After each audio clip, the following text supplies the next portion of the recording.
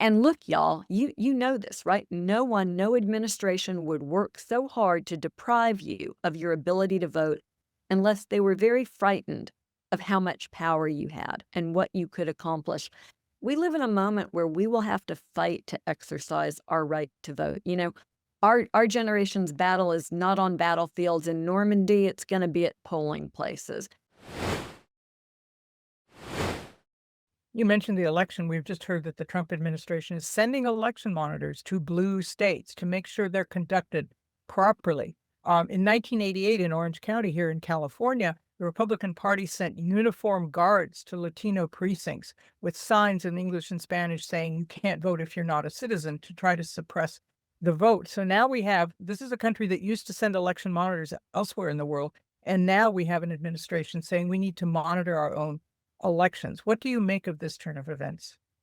Yeah, I think this is a very disturbing development. The Justice Department's role in elections is a limited one.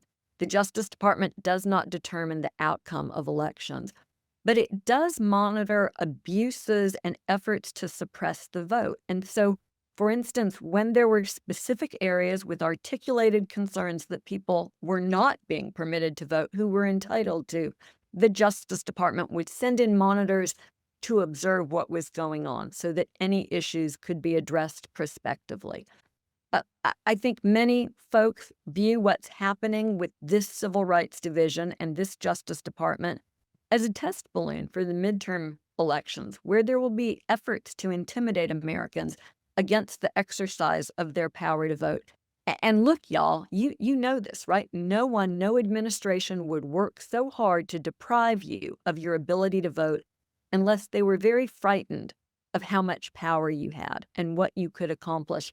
And so, although I really regret saying this because I think voting is a right, it's something we should be able to do freely. We live in a moment where we will have to fight to exercise our right to vote. Our generation's battle is not on battlefields in Normandy, it's going to be at polling places. And we will have to make sure that we have the identification that we need to vote. We'll have to make sure that we register and stay registered. We'll have to follow through and check that our votes are counted. Donald Trump is going to hold midterm elections. Wannabe dictators want to look legitimate. And nothing gives them the aura of legitimacy like being able to say that their party did really well in the midterm elections. So the issue isn't will we hold elections? It's will they be free and fair?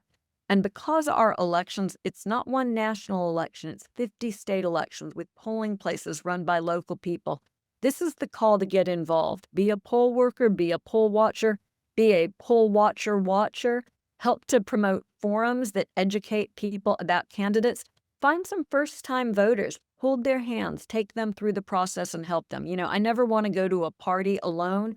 Help people who don't want to vote alone get there with support from their community.